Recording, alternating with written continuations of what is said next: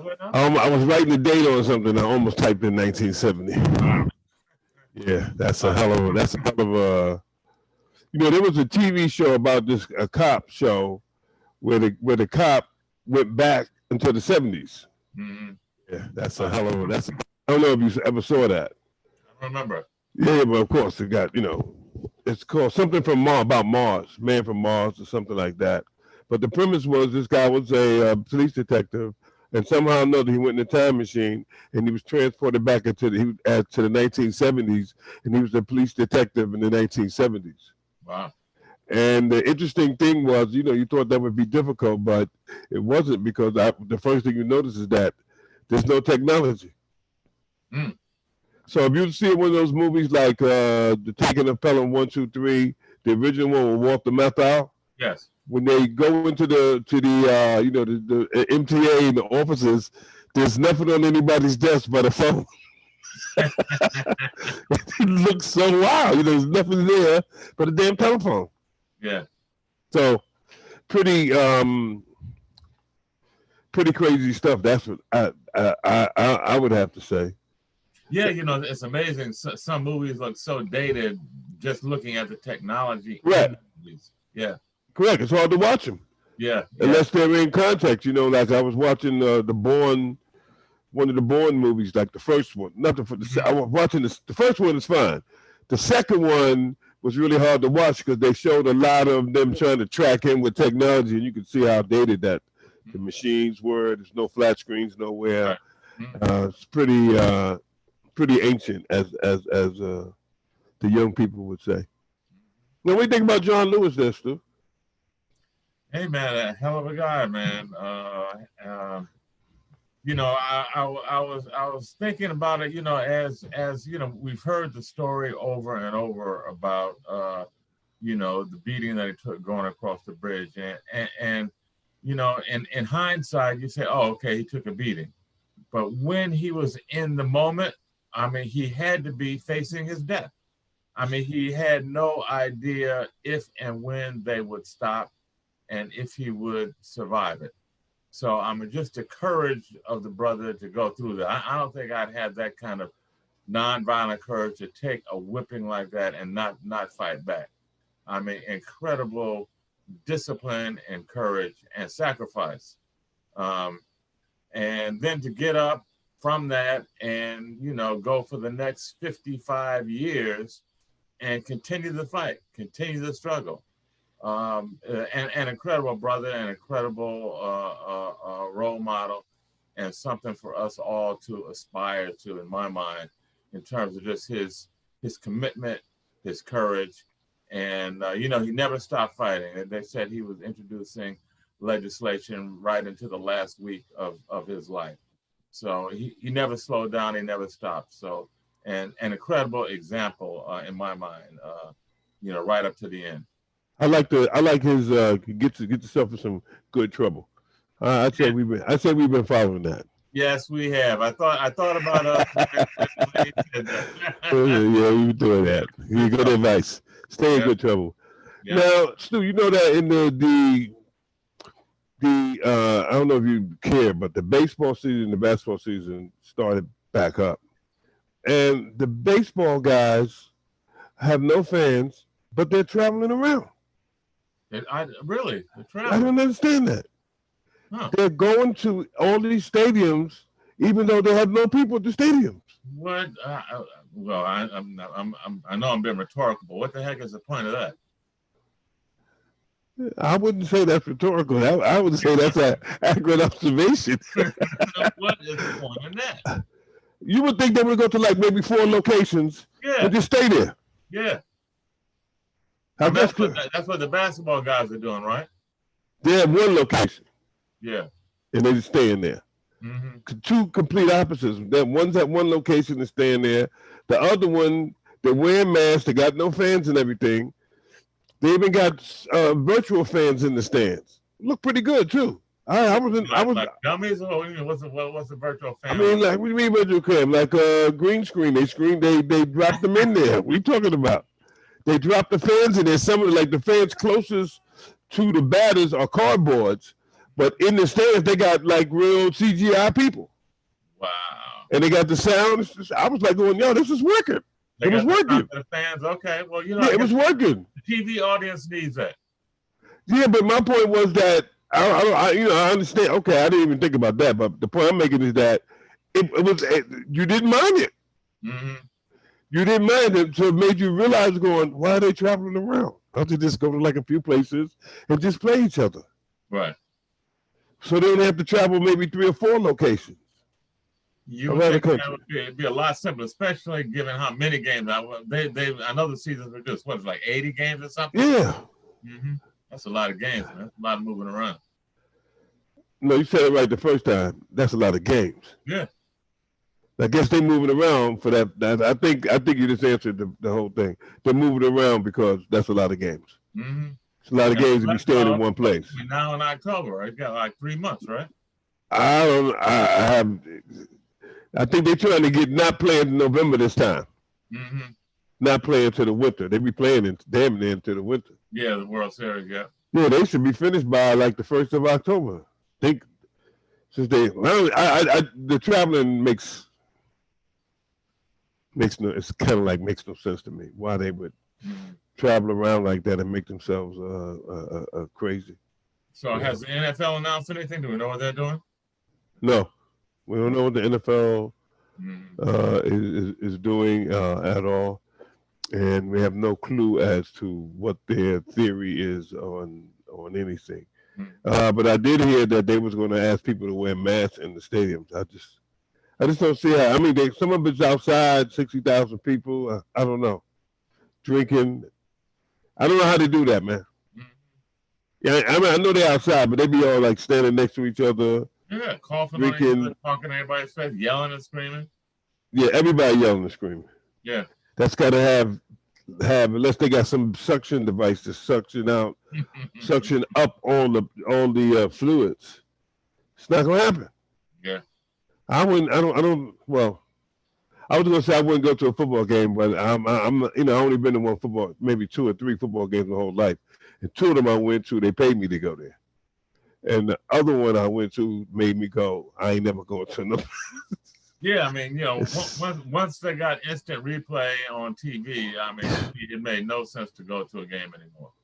That's what I'm talking about. The TV was so much better experience.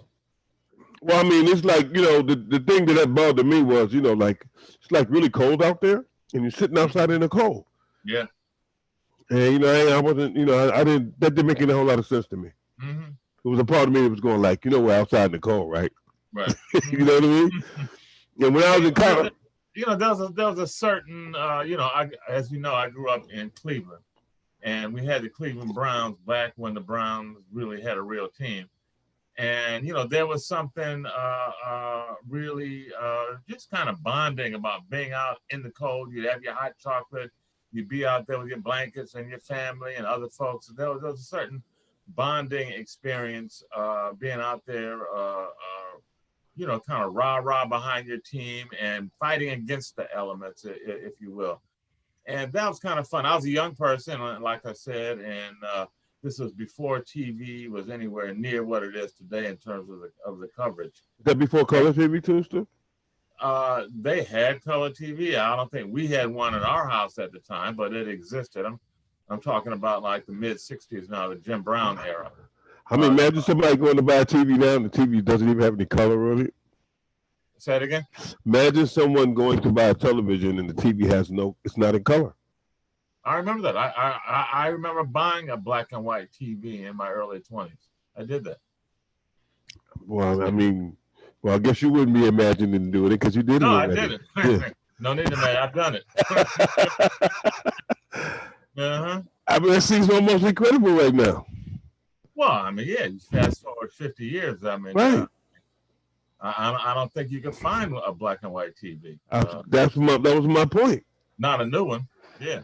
Yeah, you couldn't find a CRT, a tube TV today. TV with or you probably can find a computer monitor, maybe with a tube. But do you think you can find one of those? I would say unlikely. I bet you they're laying around. Oh yeah, laying around for sure. Find one that worked might be another whole thing. No. Oh no, I don't think so. No, manufacturers are not going to be finding that. Yeah.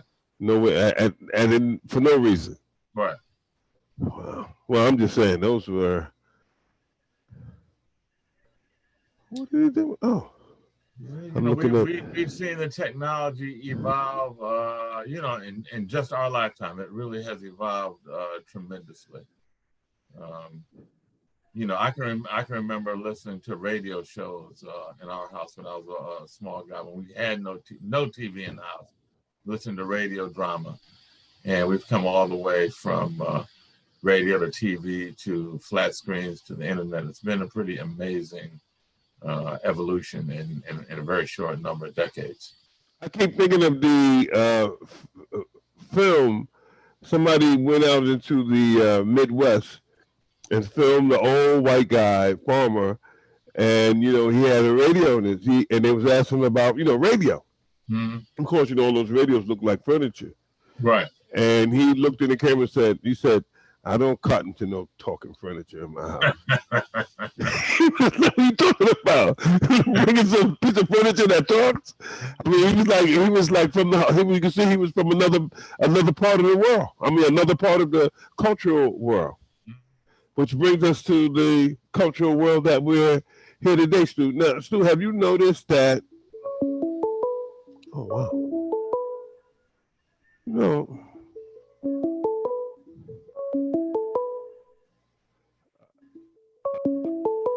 Look at that, Stu. You can see who's calling. Ain't that something? There you go. I fixed it. No, what I was gonna ask you about is the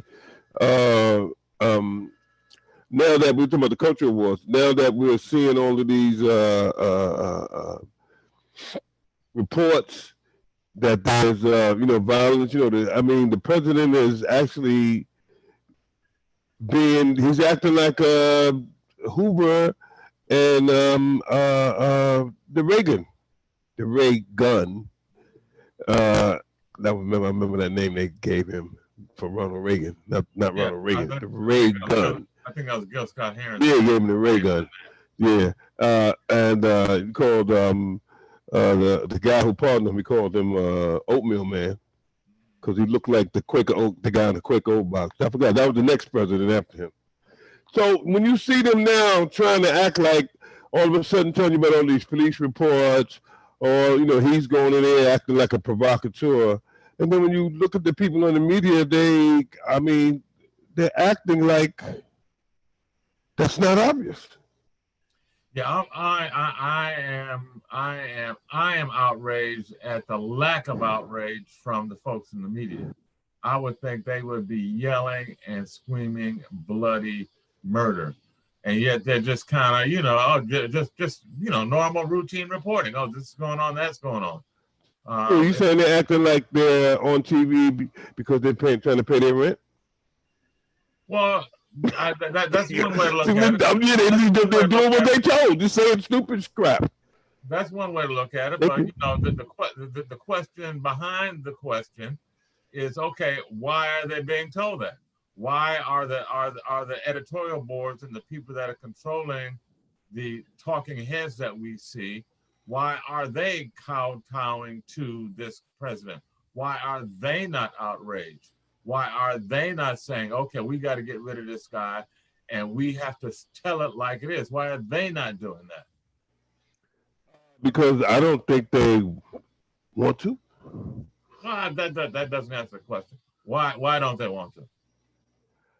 Well, that's a good. Now that's even better question. I think they're making money by maintaining the status quo. Okay, I think there's money involved in it, and they don't want to see anything change, other than a little bit of this and a little bit of that. I don't think they really care. Okay, I think that would be my opinion. I think you hit it right on the head there, Mr. Dougie. I think radical change works against their economic interests, and a little bit of controversy is great for ratings, but not the real shit. Not that. Thank you. Not the real stuff. Exactly. They don't want that, man. Yeah. And it's interesting because when you look at them trying to make the case about the, for instance, and I'm saying this because I know you do a program on your, you have an ongoing theme on one of your other shows about the universal broadband. I thought it was interesting that they came out and said that they wanted to make it easier for people to go work for less, and for some reason they didn't think that was a problem. Mm-hmm. So you know what? We don't need to give the people the $600. We want, because their companies have been calling us and complaining that people don't want to come back to work because they're getting more money from the government, and we want them to come back to us and take less. And they're getting up on TV and saying we can't have people staying home and making more money than if they go on a job and hope they make it from week to week. Why would we continue to give them the money so that we can make it easier for them, even though it's their money? The money belongs to the people. They actually said that on TV. I didn't understand that. It's ridiculous. I have two reactions. One, $600 a week, that's $30,000. That's barely minimum wage for a family. The poverty level in this country for a family is $25,000. So you're just barely above the poverty level. So wait a minute, hold on a second. Wait a second. So you're saying that when those businesses go to these guys and say we need the people to come back, they're asking the people to come back for poverty wages, and that the government is giving them something slightly more than poverty wages, and they're upset about that, and the Republicans actually get on commercial television and tell people that we can't be doing that. Yeah. And that's no good. Yeah. My other reaction is that these guys, and when I say these guys, I'm talking about the white elite that are running things, that, they give themselves breaks and economic incentives at no cost at all to them, left and right. I mean, the tax breaks, you just look at the amount of money that some of the corporate chieftains in the pharmaceutical companies have made just over the last couple of weeks on the stock market, on looking at who is going to get the contracts to manufacture the COVID vaccines. And all kinds of insider trading has happened, and nobody's outraged about that. This is more business as usual. So the elite can get all kinds of handouts, and they do get all kinds of handouts routinely. And yet when poor folks are looking just for some crumbs, the elite say, no, you can't have that. We can't give you anything. There's no handout for you. And even go back to work. Yeah, go back to work, and for the minimum slave wage, if you will. We got to keep that going. And they're actually promoting that and getting on TV and saying that to people right in their face. Yeah, I thought it was incredible. And I heard Mark Meadows get up there, or Cludjo, or whatever his name is, get up there and say, "Hey, we're paying people to go back to work." I wonder. I kept saying to myself, I wonder if the Democrats, Schumer and Pelosi, are going to crack on that. And I wonder if they do crack, what kind of crap would they come and tell the people? What kind of misdirection would they use? Would they say, "Hey, look, we did this for you, and we didn't get that"? I mean, how do they? I mean, what they're saying right now is that there's no reason to not do it, to cut it. It should stay to January, and if you win, I thought that made the most sense. Leave the shit in there till January, and then if you win the election, the Republicans, cut it. Mm-hmm. You can cut it then. Why are they taking the fight on it now? Mm-hmm. I don't understand that. What? I mean, who does that help? I'm talking about just visually, strategically. Who's that helping them by them getting up and saying that?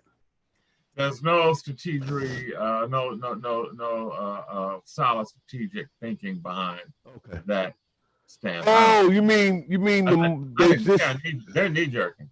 Oh, so you saying they just basically saying you don't need the money because we said so? Yes, that, and also in terms of how they think they will look to their constituency. That the folks that think that the rest of the country is getting an extra break and that they are on the wrong side of the divide and not getting any help from the But they're government. talking about the elites too. No. Yeah, I'm talking about the elites. They're worried that somebody else is going to get something besides the elites, and they're upset about that. Is that what you're saying? No, that's true, but that is true, but that's not what I'm saying. I'm saying you mean that they're actually doing that? I'm saying that the people that the elites represent, and that is the non-elite, the poor, working class, white folks who are so misguided that they think the elites are working on their behalf when they really are not. And part of the subterfuge that they put out there is that everybody else is getting a special break and you're not, and that we're pulling back these special breaks from other people. That's why you should vote for me. So I'm saying that's a knee-jerk political reaction, I think, as to answer your question, why are they doing it when it looks so self-defeating in terms of the just the dynamics of the election. I'm saying that they are trying to look tough on regular folks to their constituents by saying, hey, we're not giving anything to any of these people. And their constituents are regular folks too, right?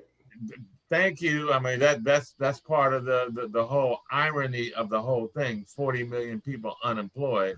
And it's really just been a real mirage and trickery that the elites have and the Republican Party for decades has foisted upon their constituency that they are fighting for the common man and that they don't believe in handouts for poor folks, the anti-social justice, anti-affirmative action, all the stuff that the Democrats have fought for since the Great Society days of Lyndon Johnson, that they are against all that, and somehow that is going to help everyday common white folks, when in fact everyday common folks are hurting just as much as black and brown people. Well, I mean, that seems interesting that they would think that they would tell. Let me get this right. They have a leader who's supposedly multi-billionaire. He's speaking up for the people who are not billionaires. They've given tax breaks to the billionaires, but when it comes time to give money to regular people that looks like them, not going to be able to do it. And yep. people think that's a great idea. Mm-hmm. Wow. Well, that says a lot about our education system. It does. It sure does. I was just thinking about the, I've seen all the hubbub about the going back to school and all that. And since I know that you have and your wife have both been substitute or school teachers, and of course my son and his wife is both are school teachers. What do you think about them saying that they're going to send the kids back, and it doesn't look like they know what they're. I mean, I don't see them being really confident about all of this. No, I think it's unconscionable. Not that sending kids back to school on its face doesn't make sense, because it does. But if your first priority is not protecting the kids and making sure that they are safe, something is wrong with that picture. And the folks that are yelling the loudest about this issue and send them back, at their core, they are not thinking about the kids and the safety of the kids. You're tuned in to GHCR.NYC, Grant Houses Community Radio, home of the Community News Service and the soul of the Upper West Side.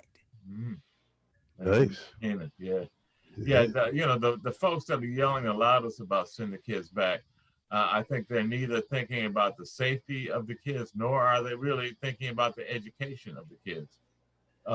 In their own misguided thinking, they believe that somehow this is going to help the economy and help the parents of the kids get back to work. And of course, they're also just mimicking their so-called leader. So you mean get back to work to those jobs the job. where they're making less than the $600 that we was giving them. They need to hurry up and get back to those jobs as well as any other kind of job. Am I hearing that clearly? Yes, you are. Many of which industries and companies are still closed down because of COVID. But yes, that's their misguided thinking. Rather than attacking the pandemic and the healthcare realities of the country first, and then building up from there. You saying that you talking about the same group of people who made in charge of the healthcare a political person, the vice president, and who also appointed a person to be in charge of the educational system in the country, whose kids have never been to public schools, who that person has never taught anything, and is basically running the school and using the "because I said so" as their basic theory. Am I kind of hearing that right? You think that makes any sense, what I just said? I mean, what you said makes sense. The reality of the content of what you're saying makes no sense. I mean, but I'm just telling the truth, Stu. They actually have a person. I'm just saying the reality that we're looking at is absurd. Okay, wait a minute. See, since we're talking about absurd, we got to just move the engine up just a little bit, just to make sure, in case people are following along, we want to make people understand. They are complaining that they're paying the people the minimum wage on unemployment. They're helping to make sure that people on unemployment are making just the poverty line money. The Republicans are complaining about that because they're making too much money and they should make less. And then they want people to go back to school because the lady who runs the whole program is never, even none of her children, none of her, they know nothing about education, but she's really rich and she's really white. That's the truth. And they have her in charge of education and they want us to listen to them. Am I hearing that right, Stu? Yeah, you absolutely are. I guess that would qualify for, is this absurd? That would probably qualify for that. I would say we are living in the theater of the absurd right now today. Yeah. And you're saying, but just by fiat or by definition or both? I say both. Wow. I say both. It was there were many aspects of absurdity to the system in my mind prior to COVID. They just weren't as clear and as evident to folks if you didn't really have your eyes open, if you weren't really if everybody wasn't sitting home doing nothing. Yeah, exactly. Because the school system has been miseducating our kids for generations. You got to say all kids? I'll say all kids. Okay. Public school. Has been miseducating our kids for generations, and the purpose of the schools, public schools, were and for so long were really to inculcate folks to the system so that they could be trained to be cogs in the wheel when they grew up and go to work for the corporations and toe the line in the American economic system to keep it going, and secondarily also as warehouse babysitters so that the parents of those kids could go to work. I mean, this was especially accelerated when the economy got so bad for regular folks that mothers had to go to work. It used to be, going back maybe 50 or more years, one parent was at home and one parent went to work, and families were able to survive and live middle-class lives like that. Well, come the 60s and the 70s, that was no longer the case. And both parents had to work in order to maintain that middle-class level of living. And so the warehousing of the kids became even more important. Education took a back seat. And I would just add, again, just to, my first point, the education was not so much opening minds and teaching people kids how to problem solve and be creative in the world. It was teaching kids how to behave and take instructions and to do the bidding of employers once they got out of school. And so, you know, that needed to be exposed prior to this whole COVID thing. And, you know, some of that is still not really on the table as it should be. And, you know, we've talked also on this program and others just about the whole misinterpretation of history and the fact that, you know, they have taught the lie of the American dream and the American promise, and you know what this country stands for, and you know, pull yourself up by bootstraps and you can become anything you want to.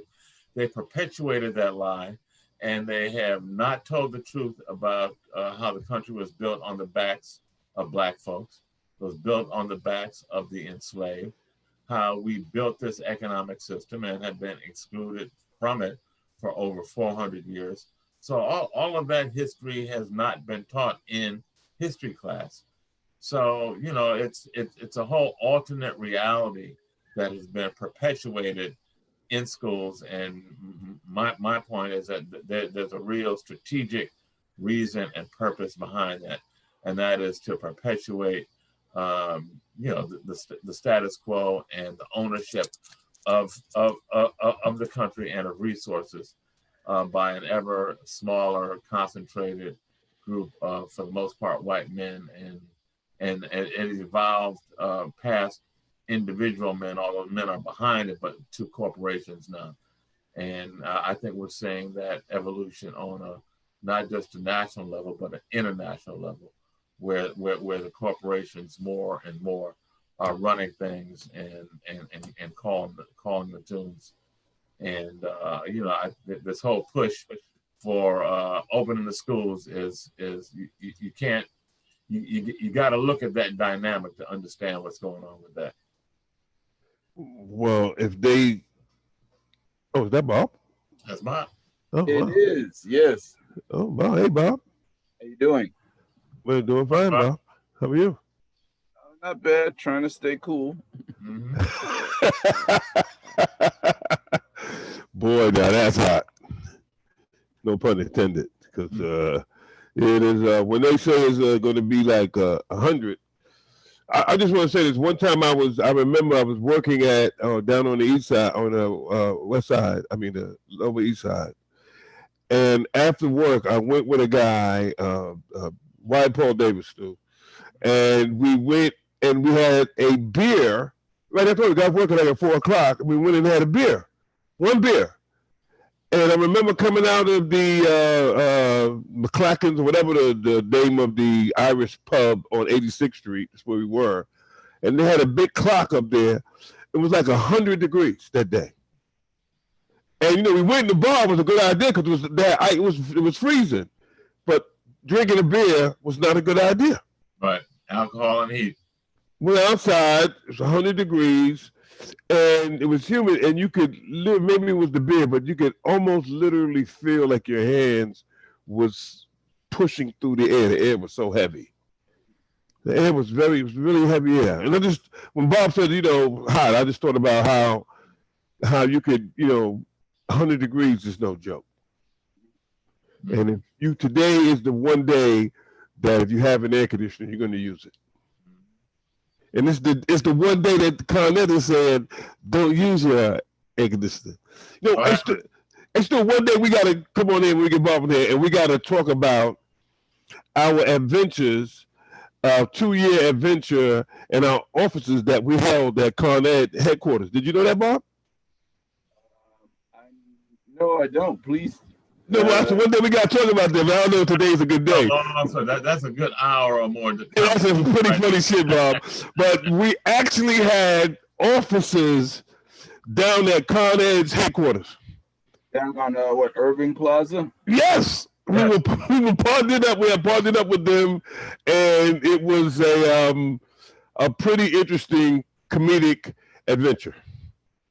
I don't think it was intended to be, but it's pretty interesting. Just to learn culture of the Con Ed headquarters and the people who run Con Ed.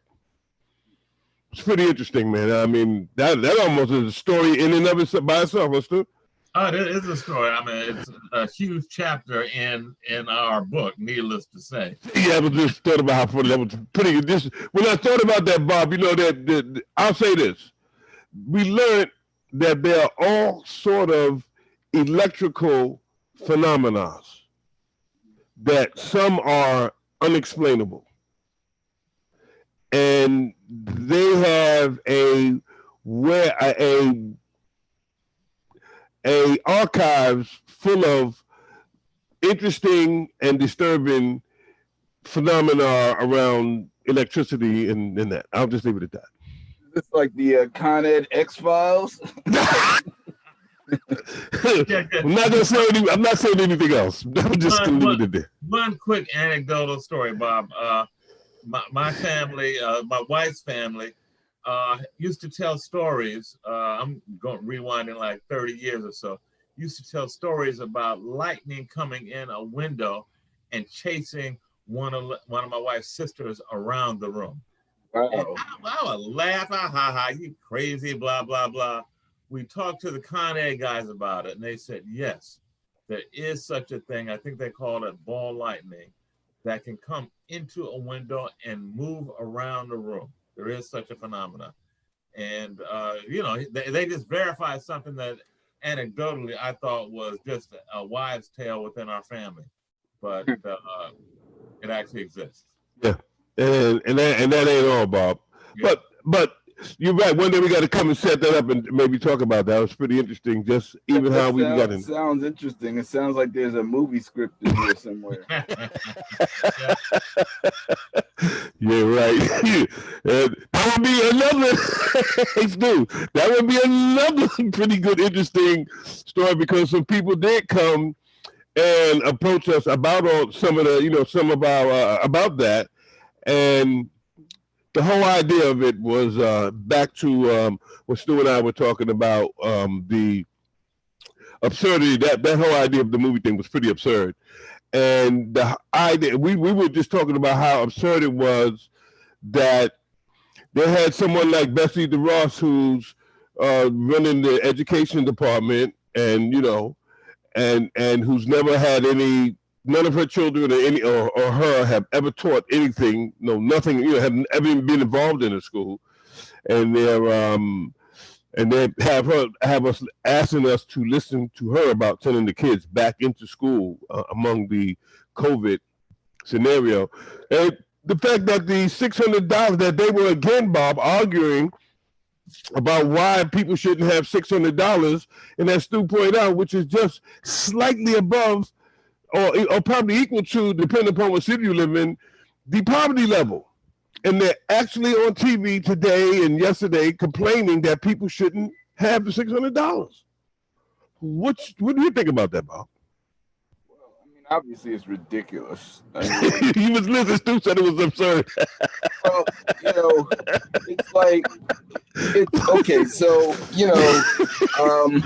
the secret of any magic trick or scam is misdirection. Okay. So the misdirection is to get us to focus on what people are getting so that we don't look at the insane amounts of money that are still going to the military, going to,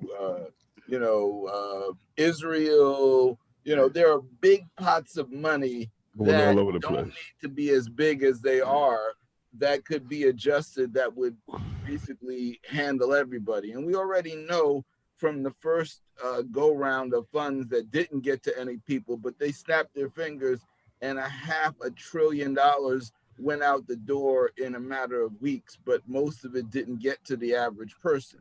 So, so a lot of their narrative is just now really suspect because they've always had the economic narrative of, if we pour too much money into people, it's going to create inflation and blah, blah, blah, blah.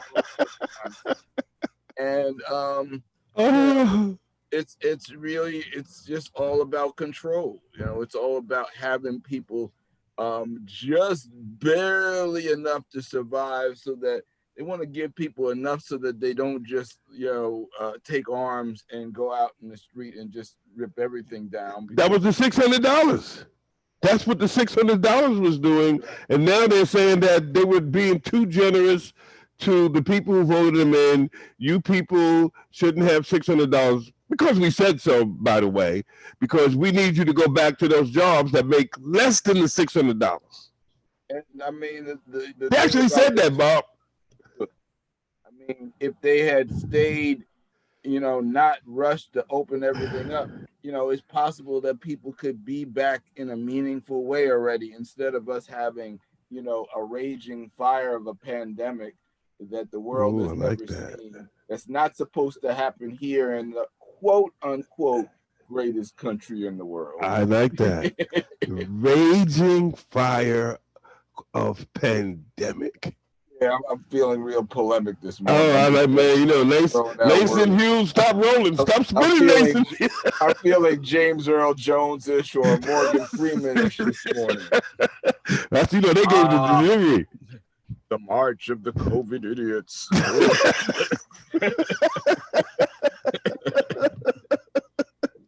I mean, Walmart. You have to.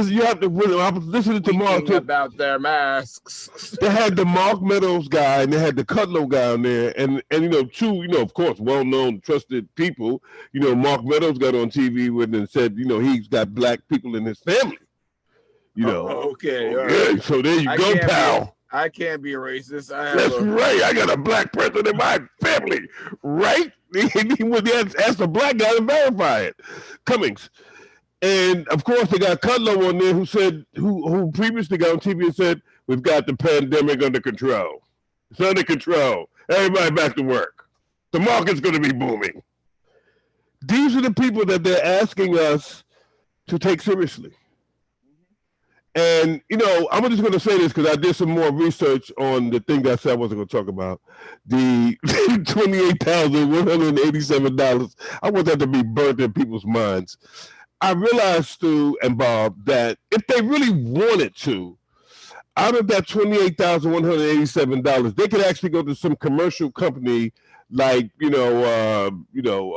Spectrum or somebody and pay the $50 a month for the kids to have internet. And that would only be $600 out of the $28,187. They could actually do that if they felt like they couldn't. Yeah, I'm sure because the $28,000 being the amount of money that New York City spends on every public school student annually. Yes. Mm-hmm. So I'm saying that they could just as easily, say, here you go. But but of course, they don't want to do that because I'm making the cases that they're not interested in educating anybody, like you said earlier. They're interested in keeping their phony baloney game going. Mm-hmm. And in the most crude of terms, if you were just looking at it like if you came from somewhere else, because I think Bob said it right. I mean, how could you be the best and the greatest? And you look at the thing that's going on in Florida and in Texas, and you got to say to yourself, are you kidding me right now? Are you kidding me right now? I mean, didn't they see what we went through? I can't say anything else. I feel the same way. It's like that was the last thing that I expected, that after we went through that other cities would be going through the same thing, because we were like the canary in the coal mine for this thing. And then it's like, okay, y'all want to come in the coal mine too? That doesn't make any sense. Well, they gave new meaning to the old adage, they think shit don't stink. I made you start. You were like going. I mean, the sirens were real. Well, I mean, I know you do the COVID thing on, like tomorrow and everything, like every Tuesday, Bob. But I mean, for someone like you to be doing having a COVID report and to see the kind of health dysfunction. Well, speaking of health dysfunction, I mean, when you look at this, you can start to look at white privilege in the context of mental illness. Because, the cognitive dissonance you have to say that, well, my white privilege goes so far that it's going to surpass science. You know, we're going to rewrite science according to our own will. And it's like, dude, you're not that powerful. you know, white privilege is a social construct. It does not, it can't bend, physical laws. It can't bend, medical realities and biological realities. And so you can talk all you want about, we're going to get the economy back to work. You got a virus that doesn't communicate on that level to us and really doesn't care. It's just looking for people. If you put the people out, the virus is like, yeah, thank you. Bring some more. To me, it's even deeper because they're actually not only looking past science, they're actually looking past their own lying ass eyes. I mean, how the hell do you do that, man? I mean, I understand Richard Pryor's joke, his whole joke about the lying ass eyes, but I don't get how they're actually doing it for real. I like your notion of mental illness, Bob. That they can internalize this stuff and actually believe it, something's wrong. Well, I mean, look, when you see these videos of these Karens in the wild, stopping people, and you look at their faces and you look at their demeanor, you got to say there's some mental illness there. Mm-hmm. It's just not regular behavior to run around a supermarket screaming about a mask or go ballistic because the Postmates guy shows up to deliver food to somebody else in your building, and this type of all these types of aggressions, it's what is that? I don't understand it. I think I'm not a trained psychologist, though I did study it in school, but I would say that you may be hit in that white privilege and the whole white supremacy notion is so inculcated in white folks' minds, particularly in this country, even though that there's some global aspects of that as well. But this country, I think it's really at its really height, and it's starting to generate irrational behavior that goes against the self-interest of the people that espouse it. When you have people that I just saw a headline today about a state senator, I think it was in Texas, that had been railing against wearing masks and against all the social distancing, and COVID is a hoax. He's now in the hospital with both COVID and pneumonia. And, he had been walking around and speaking and interacting with people with no PPE protection whatsoever, as though he were invulnerable. And now he's in the hospital. Who knows what his prognosis is going to be. But clearly, it's not rational. It's not sensible. It flies against common sense. And, back to your point, Bob, something is wrong with their mental health, that they can operate and think that they can defy science simply because of their whiteness. Yeah, I would have to quote the great African-American lyricist James Brown. I don't know karate, but I know crazy. Yeah. Yeah, the next line, get ready, you mothers, for the big payback. Yeah. If that part out. So so I guess I was thinking when you were saying that, Stu, that I keep thinking about the lying ass eyes part of it, but it seems like they've decided that that he's sitting around the guy's you were just talking about, that guy's now thinking that, I wonder if anybody's has spoken to him or if he's had his come to a Jesus moment,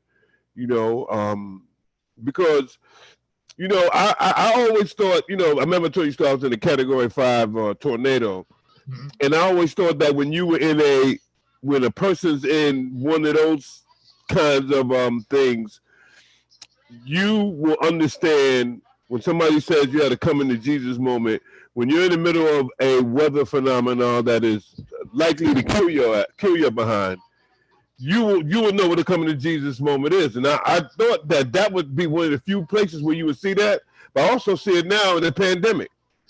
When you see that something can come along and take you right on down quick, fast, and in a hurry, you have a lot of respect for that. And that's the thing I got from being in that, any kind of, whenever you're in any kind of Category 5 weather event, you are in effing trouble. I'm just saying that in case anybody, haven't figured that out. Oh, that storm you're talking about is just a hoax. Nah, hey, Bob, I got you. Perpetrated by the Democrats to mess up the re-election possibilities of our president, Donald Trump. I mean, how many times have we heard that over the last few months? Because that was, so back in March, I had like I had a white friend that I was trying to not like throw off of my Facebook and not speak to, but he had been leaning, but we had good history behind us, and I'm like, okay, I know he's kind of racist, but I'm trying to keep the door open for him to get his senses. And then one day, he just went ballistic on me because I said something about Trump talking about the virus being a hoax.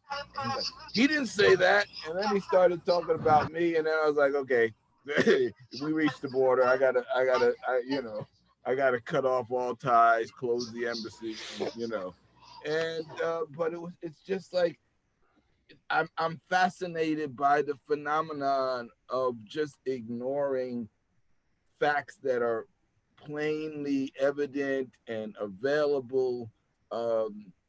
He's telling me Trump didn't say this. There's 15 different video clips of him talking about it being a hoax on. They don't believe that. And it's just I just find the whole process fascinating. It's a fascinating look inside the mass psyche of this country, and it's also a little bit frightening because of the mind control.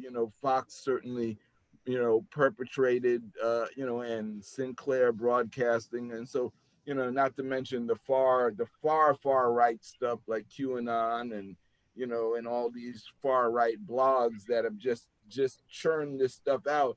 And they've been doing it for years, and people have been talking about how dangerous it is. Talk about the what was the shooting up in Connecticut, where these people were saying that they were crisis actors or something like that. And it's like, it's not hard to check. People actually got killed. He said that. Kids, I know people who lost friends and family. Certain conspiracies are just too hard to make up, and so the idea that we staged a whole mass shooting in Connecticut just so we could take away your guns, wow. Well, hey Bob, you should, I think you're hitting on the head with the mental illness, because if you could just go back, look at the Waco, look at them people who thought they were going to meet somebody in space, and they all killed themselves, and they were all dressed up in the space uniforms and everything. So, and you start thinking about that, and I'll go back to the Category 5 phenomenon. So walking around after it hit, and it was clear that this was like some ungodly kind of occurrence. There were actual people who were walking around with us who were saying and doing things where you had to say to other people, okay, don't listen to that person right now, because they were so crazy. They were so crazy about just this phenomenon, or believing what they saw was this and not a phenomenon like that. There was a guy walking around with this. Well, I don't want he's still alive, so I don't want to I ain't outing him enough. But he was he was walking around thinking that it was like the end of the world, and he was such a big person that you couldn't dismiss him. And you know, but he was not really there. So we say to people, all right, don't listen to him, because you know, he flipped out. He flipped out. And my point is that maybe this is part of that same kind of phenomenon. Also, think about this. During World War II, the government convinced a couple of million people to go over and fight in the war knowing that they was going to die. They convinced them to do it. This is our government. But I mean, during World War II, and there was a specific technique that they used to get people to do it. I'm just saying, now, you know, I mean, these are not secret conspiratorial things. The two incidents that I'm talking about with the Waco and all that, we know that those are things that people believe. I seen it with my own eyes when there was a phenomenon. I watched a guy who was my roommate, perfectly sane guy. All of a sudden, I was like going, whoa. You know what I'm saying? But we in a phenomenon, you ain't got time to deal with his mental illness. And then you go think about World War II and how they convinced, you know, if you think about the invasion of D-Day, what they did was they just said, you know what? We're just going to keep bringing people there, They overwhelmed them with death. I mean, right, that was incredible. That was incredible. They got people to actually do that. But they remember the trick that they pulled, which is my understanding is that they knew that the Pearl Harbor attack was imminent, and they let it happen because by having an attack on American soil, you're tuned in to GHCR.NYC. It created the threat to the homeland that allowed them to crank up the patriotic machine. Right. So, you know, at least I can connect the dots to that type of madness. And remember, the programming has gone, since 1776. They've been pushing the narrative and training people to, I talk about the fact that people talk about the Pledge of Allegiance. The Pledge of Allegiance, you don't pledge allegiance to the country, you pledge allegiance to the flag. It's an icon, it's a symbol. It's like Pavlov's dog, the bell ringing becomes the trigger for salivation, because of association. And so they associate. It's the reason why the whole NFL thing was so crazy, because people will have this, they were trained, every day in school for like 12 years to pledge allegiance to that flag. Not to the country, not to the ideals of life, liberty, and pursuit of happiness. All men are created equal. You're not pledging allegiance to any of that. You're just pledging allegiance to the flag. And once you do that, you've abdicated any responsibility of a moral connection to those ideals. Even though that's what the flag is supposed to represent, we know that the flag has not represented that, but everybody's pledged their allegiance to this flag.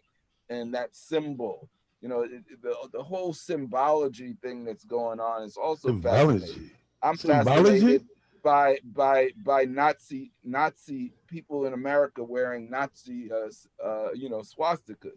It's like, didn't we go through a period where that was supposed to be evil and that was supposed to be anti-American, and now all of a sudden it's okay to wear the swastika right next to your Confederate flag and with the American flag? Like, those things, they're not supposed to go together. So they do go together, Bob.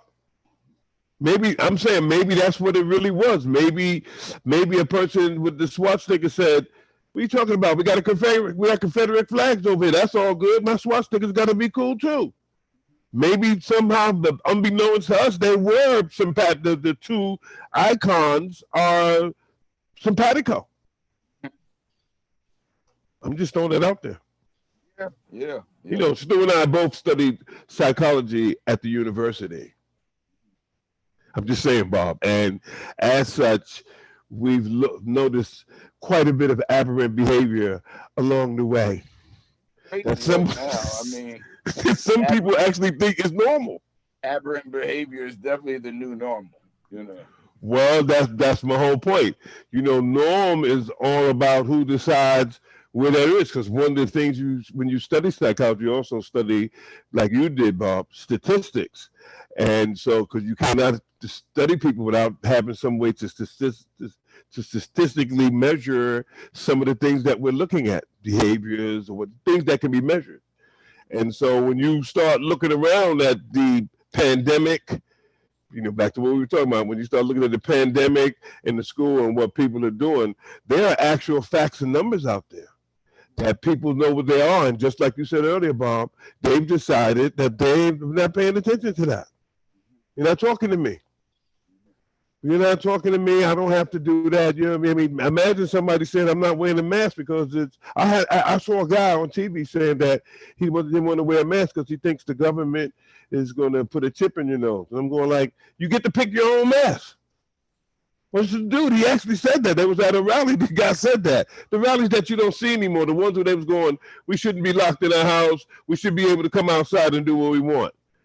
I don't see them no more. Have y'all seen any of those guys? Those people? Some of them have died. That's unfortunate.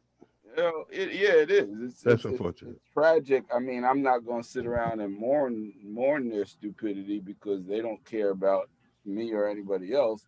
But it's just so unnecessary and tragic. And it's even more tragic to me when I hear some black folks touting the same party line, or still at this stage finding a way to stump for Trump. I can't really process that either. I'm good with that. Yeah, I'm good with them. I'm good with that. I'm good with him running. I'm good with all of that because all of that is, in my mind, is part of how things are supposed to be. You got to have different kind of people thinking different kind of stuff, and you're never going to figure out what's right or what's wrong until somebody comes along and do some things. You start going, we can't have this. So you're not going to figure out what kind of behavior is acceptable in a culture until people decide that when they see things, they're going to do something about them. And that's the reason why I brought up the thing about the, even though you're right, the pretext about the cause and effect for the war thing, World War II was good. But what was more interesting even than that, because these things happen, was that they actually conditioned people and trained people to follow instructions, even though they knew that there was going to be a bad outcome at the other end of it. Forget about why we were here. Here's what we're all sitting here to do, and we're going to go over there, and it's likely that the most of us are going to die, and they still went and did it. There's got to be things that keeps you moving toward that. You just ain't going to pick one event that happened 5 months ago and say, "Oh, that's why I'm doing this." Western government has been doing that for thousands of years. I don't think people know that, Stu. That's the point I'm making. I don't think they're cognizant of that. Go back to the they got a playbook. First, we have to make an irresistible villain. Yeah. Hitler is one of, and not saying he wasn't, but I mean, Hitler was the kind of villain you can rally behind and create a whole war machine. We have to fight him. He's exterminating people. He was horrible. Mm-hmm. We would never allow extermination here, except for the niggers and Indians.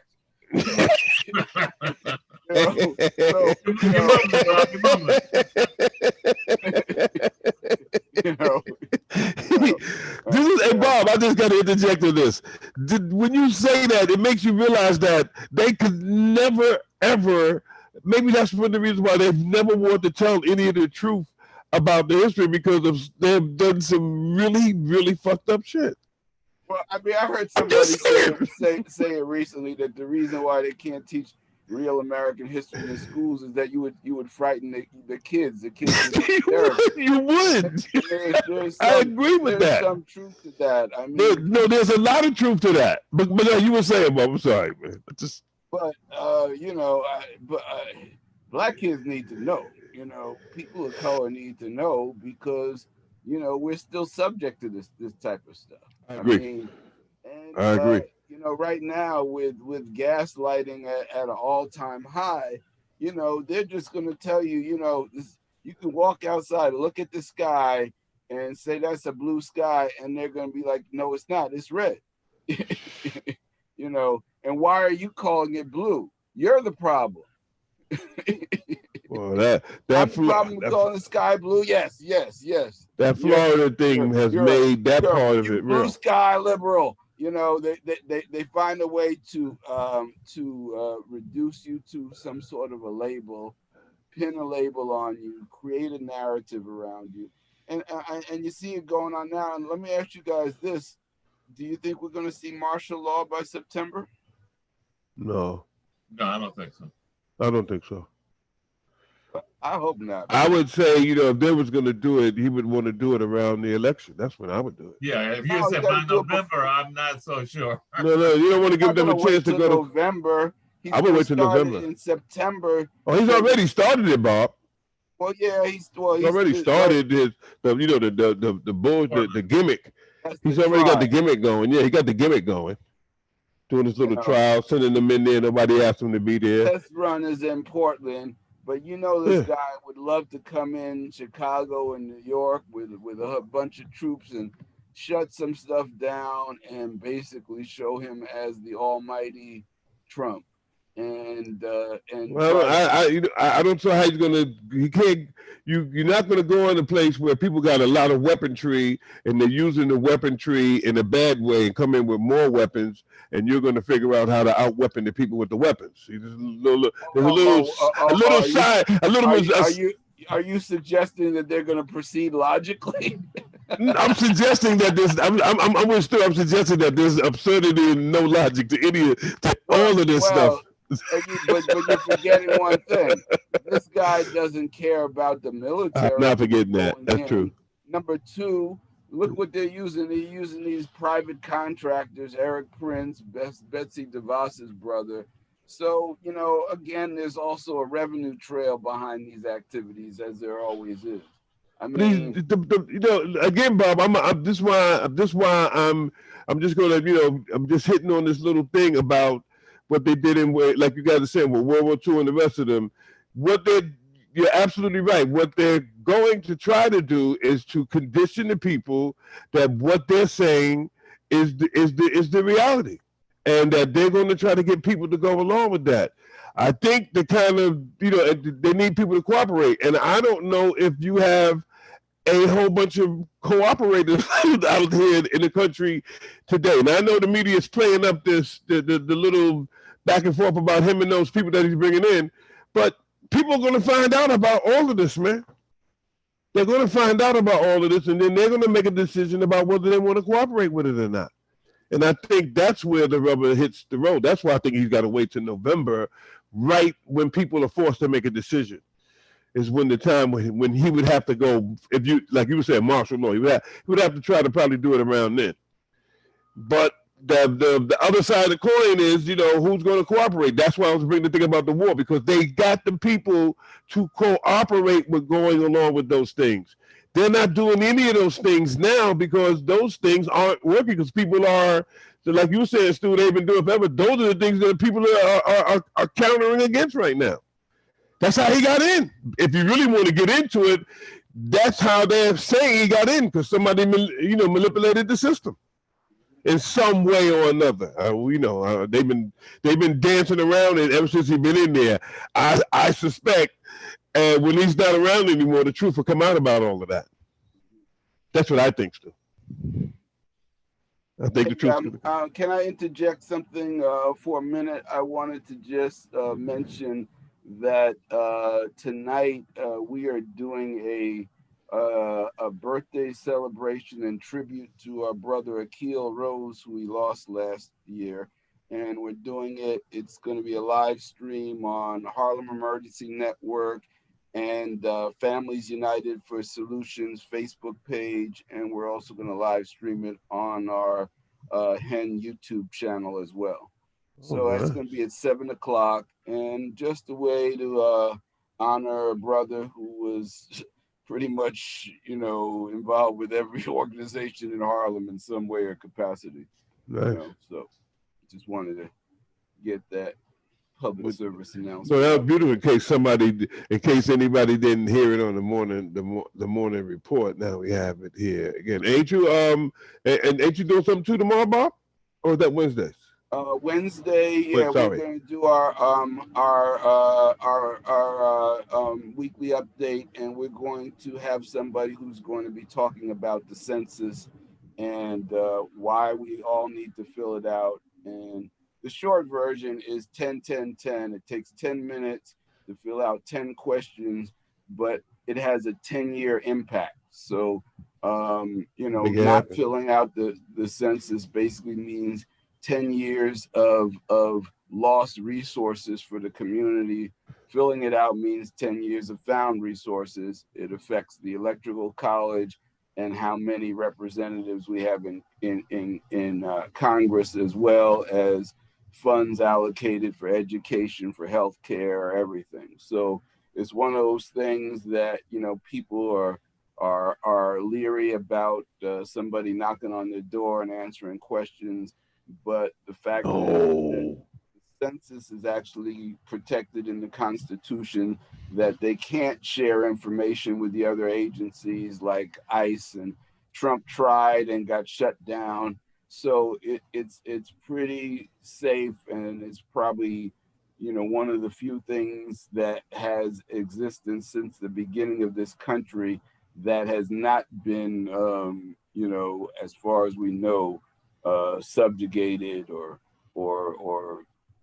reduced. But the thing is that if we don't exercise, you know, our opportunity to stand up and be counted, that's one of the ways that we lose access to the monies that, you know, that get sent around. So, you know, you talking about the money that we never get any of, but well, that's and that's, you know, that's one of the excuses that they use, obviously. Well, I would think that if you anything that you would send to the IRS, you could tell them. So if you and anybody, and I also say this, anybody who's got any one of them stimulus checks, they know who you are and they know where you at. So just fill out the fucking paper like Bob said. Because you got a stimulus check, they know who you are, they know where you are, they know where you at, because they sent you the money. So fill out the paperwork. I'm just saying, Bob, just to make it really simple for people, you know. Yeah. Stu, so you doing something on Wednesday too, right, Stu? Yeah, we're doing at 5 o'clock on Wednesday. We're doing our community and technology show, streaming live on YouTube channel, as well as on safeandsmart.org. And how about Facebook? You know, Facebook. And, yeah, I guess we'll probably stream it on Facebook as well on WHCR EBT, Facebook/WHCR. Which this is all right. Well, this is being done right now over that as well. Yes. Oh, okay. And this week we're doing our monthly show on universal basic income with you should have and Eno Schmidt from the University of Freiburg in Germany. Hey, Stu, so y'all should have a good conversation, particularly about the $600 that they're trying not to give people. Yeah. It is so much in the air now and so clearly needed. You know, we all need that 600, Stu. What's that? We all need to get that 600, not just the people unemployed. They need to get that to all of us, man. Yeah, you know, $2,000, $2,500 a month, basically, working with that should be ad infinitum. Yep, that means like forever, right, Stu? Yes, it does. Yeah, and you know what else, Stu? They should give it to us, and they should tell everybody that they have to vote at least once every year. That would be. So we're not getting the money for nothing, Bob. A great requirement. We're not getting the money for nothing, Bob. I don't want the white guys to get upset. Wow, that's actually pretty good. It's very nefarious. I love it because on the surface of it, all those conservatives would agree with it, but in actual reality, they would hate it because it would raise voter participation amongst the people who they're trying to nullify. But that's a real. I like that. It has a nice. Yeah, we should keep that one. Yeah, I'm gonna bring that one up on the show Wednesday. That's great. We ain't mad at nobody, man. Good idea is a good idea. But I think we should all get that. I think, of course, I think we should all get food stamp card too. They should give that to everybody so nobody's going hungry in the country, man. Yeah. Everybody should get a food stamp card. Everybody should get their little $600. And they should be ashamed of themselves for telling people that they want them to go back to work for less than whatever it is. And they got up there. I remember when Lindsey Graham got up there last time and said, hey, man, you know what? People are making more on, if they don't have any, you make it $12 or $13 an hour or $15 an hour unemployment. They don't have any jobs like that in South Carolina. And he didn't think that was the problem. That was the problem. He actually stated the problem. He knew what the problem was, and he didn't do nothing about it. You know, it's like being with a, it's like being a teenager and being with a woman who a young lady who knows what you like, but they don't do it. Drive you mad. Teenagers, that's what drive a teenager mad, Stu. And they're doing the same kind of, thing. They don't want to give the people what they want, man. You gotta give the people what they want, man. What they need, man. What they need. Forget about want. That's what they need. And we're talking about survival here. Well, I like the reason why I like to say it that way, Stu, and you're absolutely right, is that I'm always leery of them of thinking that they know what people need. But when the people say they need it, I think you're right. That's more important. Yeah, when people say they need it, then, but I always leery of them saying, "Oh, we need this, we need that," and all this other crap. So hopefully, when we reconnoiter after the week's festivities, they will have figured out what to do with the eviction. What to do with it. I don't know why they just don't pay some of them landlords off, especially the smaller ones. And they got the PPE money. Just spread, like you used to say, Stu. Spread that cheese out, man. Spread that money, spread that grease around, Stu. Mm-hmm. I don't know why they just don't do that. What? I mean, look, quick last question. What the hell is wrong with them other than being mentally ill, as Bob said? Mentally ill, as Bob said. Well, they think the only benefit should go to them. They think that the only income and in particular, income that you don't work for. I mean, come on. That's it's interesting. One of the things about Trump that we've known about him before he ran for president was he was one of these guys who didn't feel like he was winning unless somebody else was losing. And so, I think about the stories that we heard about small contractors who, when they got a job from Trump organization, they thought they'd hit the lotto until they did the job and poured $500,000, $1 million in expenses and then get stiffed by Trump, and knowing that they don't have the legal funds to be able to fight this guy. And he just did it because he could, not because he didn't have the money. And he's done it on numerous occasions. And that's the mindset. And, for him, winning is making sure that somebody else is losing. Hey, Bob, that's not what he's doing in terms of contracting. That is not a phenomenon unique to him. We were on one of our other episodes, but we actually ran a contracting business as a little sideline for a number of years. And it's easy to see that in that type of business, there is not a whole lot of residual value in that business because you have to do a lot of butt licking, face licking, or whatever to get and keep the work. So a lot of people, when you're in that business, will put you under those things, and they do it in a lot of different ways, but it comes out kind of like the same way. Would you disagree with that, Stu? No, I wouldn't disagree with that, but I think, just stepping back from the actual mechanics of how the contracting works, to Bob's point about winning and losing, and that Trump and the administration always has to have a loser so that they can, trump up, excuse the expression, and feel good about their winning. And in this case, the losers are the regular people on the bottom, and the winners are the people on the top. And if the people on the bottom are winning, something is wrong with that. That in his mind, that he must be losing. So it's a real contradiction that he can't live with.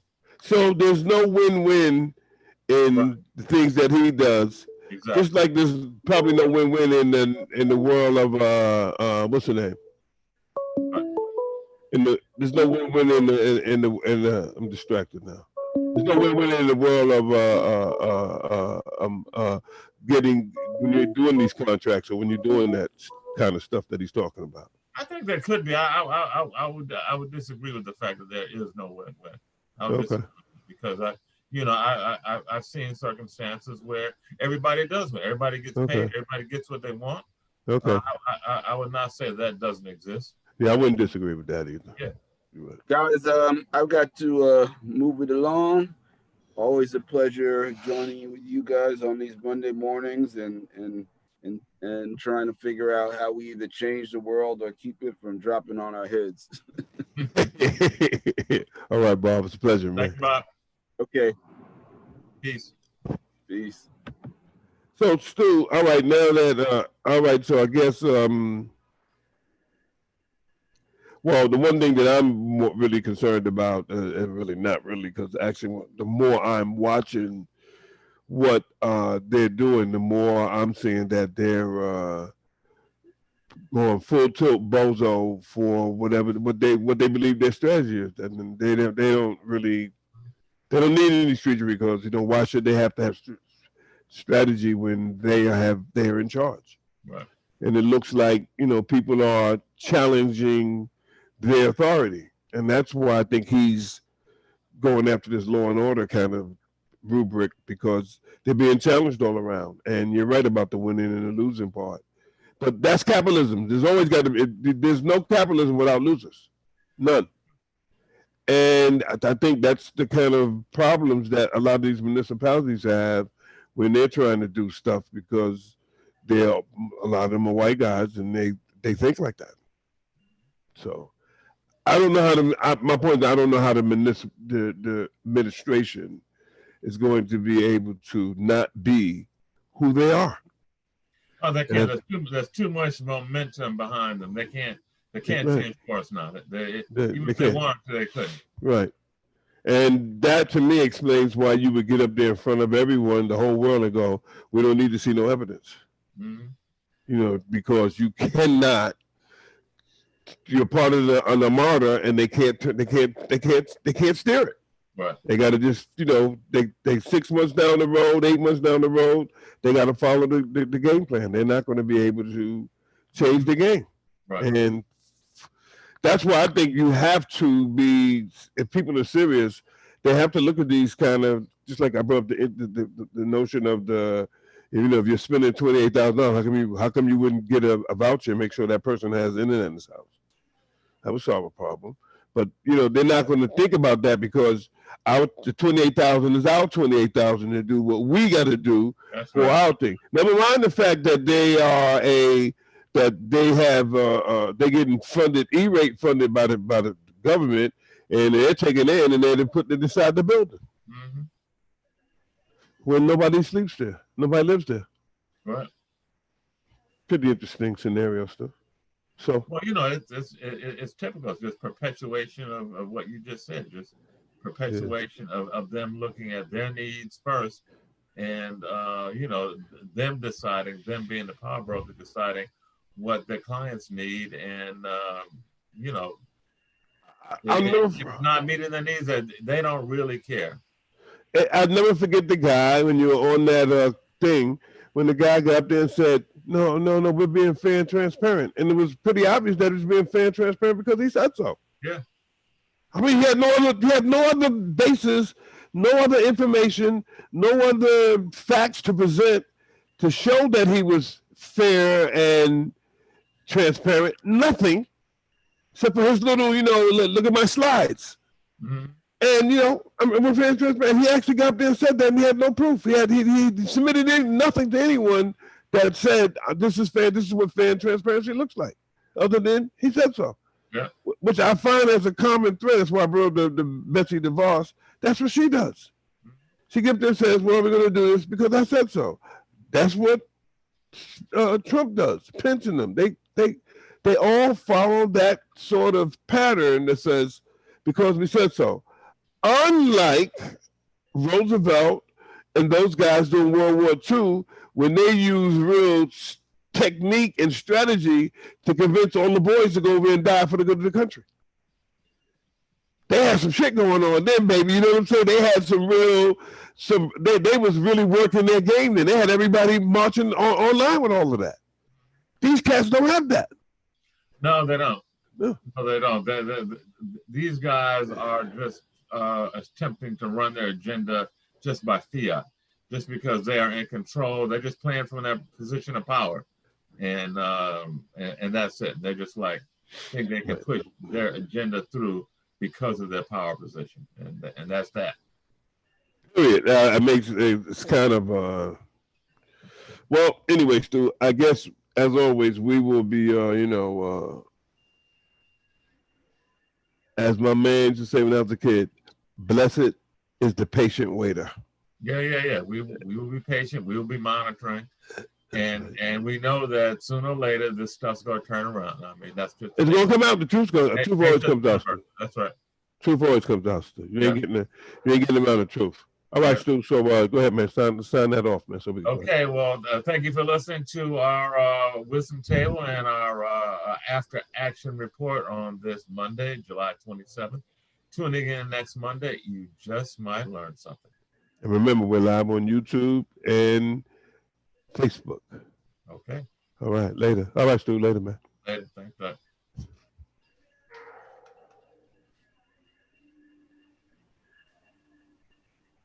We're going to replay You're this. tuned in to GHCR, Grant Houses Community Radio, home of the Community News Service.